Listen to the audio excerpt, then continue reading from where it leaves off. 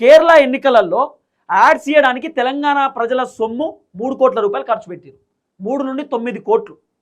ఇది కేరళ ఎన్నికల ప్రచారం కోసం. కేరళ ఎన్నికలలో ఆ కేరళ పేపర్లలో మలయాళం పేపర్లలో యాడ్స్ ఇచ్చారు. తెలంగాణలో 6 గ్యారెంటీలు చేసినాం, తెలంగాణలో భూకంపం బదులు కొట్టినాం, తెలంగాణలో అద్భుతం చేసినాం, కేరళలో కూడా గట్ల చేస్తామని చెప్పి ఇక్కడ ఏమేమి అభివృద్ధి చేసిరు అనేది కేరళలో ప్రచారం ఇచ్చారు. దానికి కోట్ల రూపాయల ఖర్చు యాడ్స్కు, పేపర్ యాడ్లకు. అంటే మొత్తం మన సొమ్ము అంతా పక్కపక్క రాష్ట్రాలలో దుబారా ఖర్చు చేస్తున్నారు. ఆయన మనకు రైతు బంధు ఇవ్వడానికి పైసలు లేవంటారు, మళ్ళీ రుణమాఫీకి పైసలు లేవంటారు. ఇప్పుడు మళ్ళీ రేవంత్ 4,500 కోట్లు తయారు చేయరు అంటున్నాడు. పైసలు లేవట. 9,000 కోట్లు అప్పు చేసి 9,000 కోట్లు ఖతం చేసిరు. ఇప్పుడు మళ్ళీ మా తన పైసలు లేవు, ఏదైనా రెడీ చేయరని రేవంత్ చెప్తున్నమాట. రేవంత్ వర్షన్ ఒకటే, రైతు బంధు రిలీజ్ చేసినా చేయకపోయినా డేట్ ప్రకటించాలి. ఓ డేట్ చెప్దాం.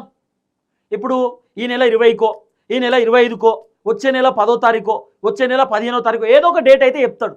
మీకు రైతు భరోసా రాబోతుంది ఫలానా డేట్కు ఫిక్స్, ఇది చెప్పబోతున్నాడు.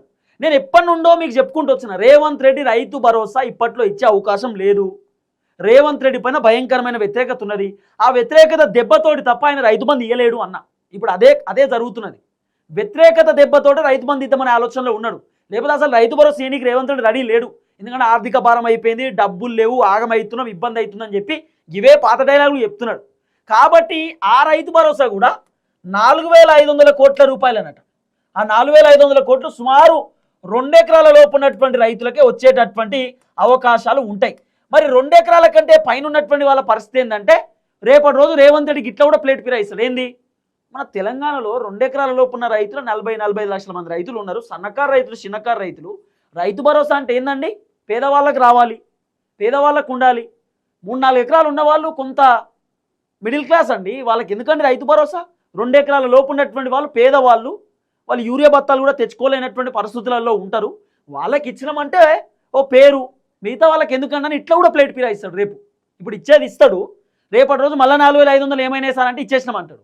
ఎందుకంటే రుణమాఫీ విషయంలో జరిగింది అదే.